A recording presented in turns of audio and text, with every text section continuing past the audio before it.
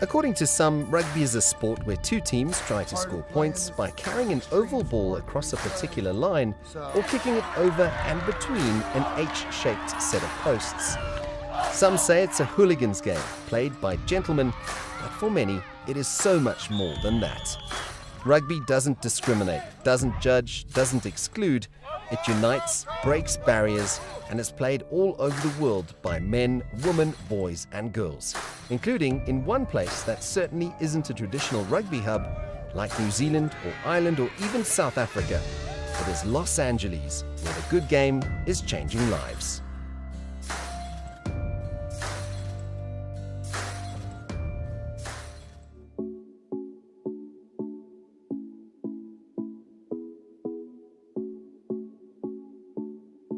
Millions and millions of visitors descend on the City of Angels for a glimpse of how the rich and famous live their lives. The abundance, the larger-than-life lifestyle, how they shop, where they live, some hoping to catch the eye of a movie director or producer. And every year, day in, day out, people are moving through the city of hopes and dreams with their own hopes and dreams of stardom. Rodeo Drive.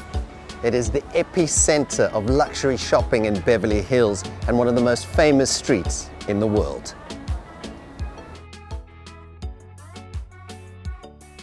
Los Angeles is a city of contrast. With a population of nearly 4 million, it is where people come from all walks of life to make it big and to become the next Hollywood star. Often dreams disappear down the drain and reality sinks in. The extreme wealth is for a select few, while the rest of us mere mortals just try and survive from paycheck to paycheck, and along the way face demons that could determine how long we stay on this earth. Rodeo Drive is famously known for 3 blocks of luxury shopping and opulence. People from around the world flock there to realize their dreams, but 2 miles down the road, on the very same Rodeo Drive, are where the dreams are really happening, and it's because of rugby and not because of Hollywood. South Central Los Angeles is a tough place to grow up. There are gangs, guns, drugs, and poverty. It isn't easy raising a family, let alone making sure your kids get a decent education. So AIESEC actually started back in 1995 as an after-school program. And so AIESEC, as we know it today, running public charter schools, started in 1999. So we are coming up on 19 years, and it's really the motivation actually started with parents. The parents of the after-school program were so happy with the after-school, they realized they wanted it all day long. And so they worked with our founder to really start the first school and the first series of schools, which are the View Park schools. And so that started in 1999. And really that motivation is creating a safe, strong academic environment with all the 3 A's, academics, arts, and athletics. For many kids, the options of escaping the vicious cycle are limited to 2: stay in school or take up a life on the streets in one of the gangs, where the odds of surviving the violence are not in your favor. But things have changed thanks to the AIESEC Schools rugby program. Growing up in South Central is difficult. You either get caught up in the statistics of being a gang member, going to jail, or just having a hard life, or you find your way out. And my way out was rugby. Through traveling, through team, through just building friendships and exposing myself to different networks. Yeah, rugby does give you opportunities because people in this area, they're looking to get out either from sports or through being really great at school. That's the only 2 options you have, really. Other than that, you're not really succeeding. The structure of the sport is wonderfully conducive to creating a strong team environment, and that, I think, is why it really worked for us and why it was so supported. You have people like Stuart Crone who knew this from playing it, but once our kids got involved in it, once our students got involved in it, they really saw the importance of that teamwork. The program is a true success story, the brainchild of a former Hong Kong Sevens captain who believes the good game of rugby is key to preparing the kids of the AIESEC schools for life after high school. By facing those challenges, at an early age, on the field, and if you're facing them off the field and how to deal with on-field intense challenges, it helps you deal with off-field intense challenges too. And that's what, that's why I love sharing the game, because it helps prepare you for life. Why do you play rugby? Rugby is just like really fun. Since Crone and Hughes showed this to me, and like I think it was 7th grade, we started playing flag rugby and stuff. Like it was just like amazing. And like he wanted me to play that year, but I was like, oh nah, like you know, like I was still in my basketball phase, and I was like, oh, I'll play next year. I'll play 8th grade. I went out and like it was just the best, honestly.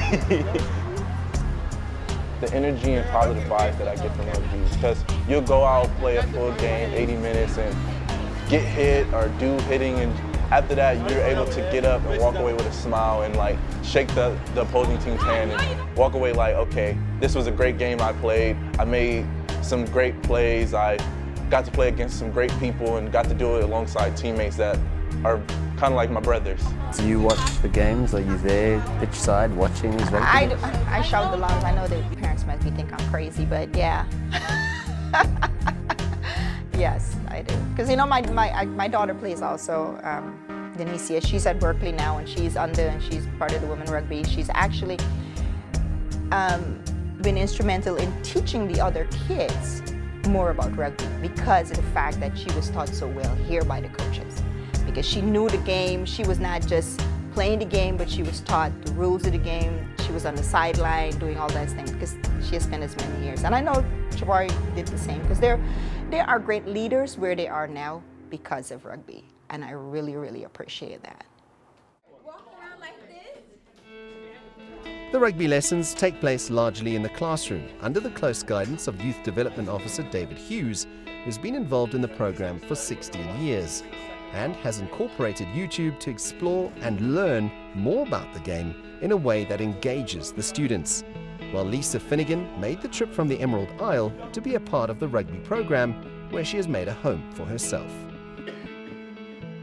Being a part of the program is meaningful in a number of different ways, and I think for me to get up and do a job day in, day out, that impact is made in this community in such a positive way is the meaning for me, and that's why I do it.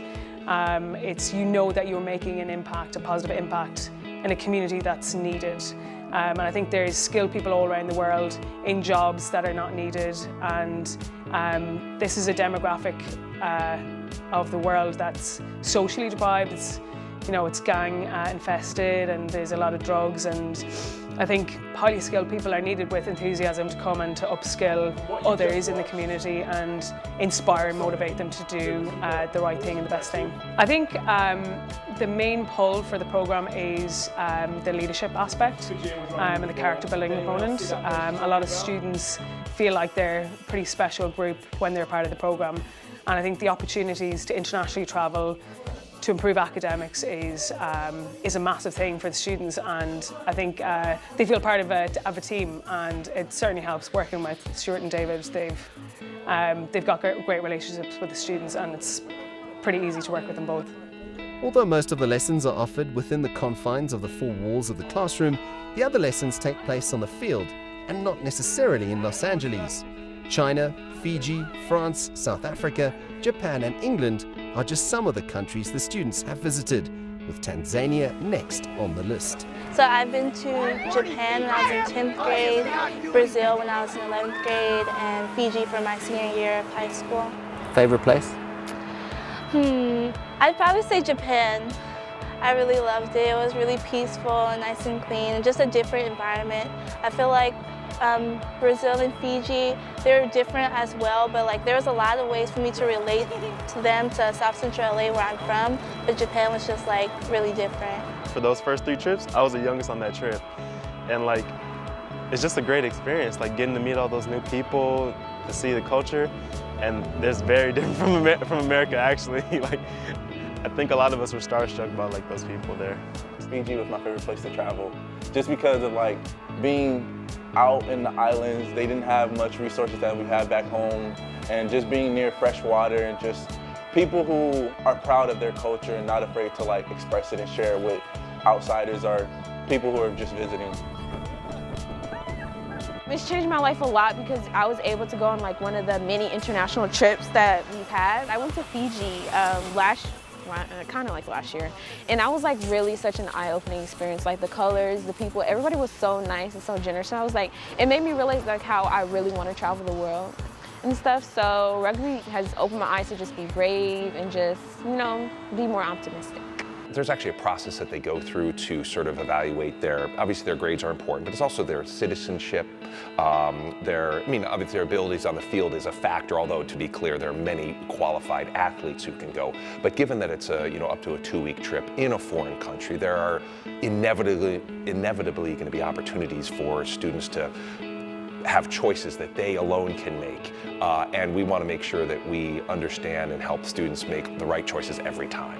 I mean, we just got back from the Hong Kong and Philippines, and it was personally for me, because I've traveled all around the world, and it's more meaningful when you go with a program like this overseas, because you see the growth of students, you see the kind of adversity that they go through from home life, and then they take it on board with them overseas, and they have to deal with that. And then collectively we deal with it as a team, and it's been, I mean, what's better than playing coaching rugby, working in education, and then traveling the world? It's pretty amazing. Being an ambassador, I think that's what really encapsulates traveling with AIESEC Rugby. It's definitely a learning experience because you get to meet so many different people who are your age who share the love of rugby, and I think it's really important to meet those people, even though you may not be able to communicate with them, which is, language is definitely a barrier when we go on these trips. But you're still able to, share something that you have in common, share that love of rugby. Each year, the season culminates with a graduation ceremony on Venice Beach, where the graduates get an opportunity to bid farewell to the program before pursuing their education at colleges all over the US, including Berkley, Arizona State, UCLA, and Stanford. Yeah, it is heartwarming. I mean, that's the pay for. So you always have for being a teacher or coach or something like that is, seeing people grow up and grow into adulthood and having those connections. I'm passionate about it, and I love it. It's the main work of my life, and but because it's a team effort, you're working with so many great people. Everybody enjoys it and loves it, and we're developing community and all those things we were talking about. And so it's just such a joy just to know, to share the journey, with a great community. That is one thing that's actually wonderful about the program, is that really engaging with the alums and having them come back, whether it's to events that the rugby program organizes, or whether it's just they're home for the holidays from college and they stop by the school. It's just wonderful, because that is really important for the current students to be able to see, hey, I remember playing with them 2 years ago, this particular young man or young woman, and having those shared experiences about what college life is about, what life is like after high school, what life is like outside of this neighborhood. Those are all very, very important. So I think that connection is really important, and I really give a lot of credit to the adults in the rugby program who really help foster that, who help keep that network strong and alive through communicating with our alums and our current students, who welcome our graduates into the alumni program, and it's something we're trying to do for all students. Rugby does it very, very well. They come back all the time, but with their degrees, and we're looking for people to come back to AIESEC and to teach and to coach and to become leaders within the program for the next generation. That we're at that point now, and so that's the next that's the next move, one of them that's really important to us, so that we have continuity, perpetuity, so that kids can be experiencing this for a long time. Rugby in the US remains a potential sleeping giant, and although it still has a long way to go before the sport can realize its true potential, it is gradually having more and more of an impact. It might not be on the level of the more traditional pastimes like NFL and the NBA, but slowly but surely at grassroots level, through programs like the one at the AIESEC Schools, it is changing lives, inspiring kids, and creating community leaders, or ambassadors if you like, who through their journeys in rugby are growing the good game and becoming champions for places like South Central LA, giving it hope and purpose, all because of one man's idea to bring rugby to a place many thought was beyond help. Rugby, the good game, is not just for gentlemen. It is for everyone who is willing to give it a try. All right, senior photos.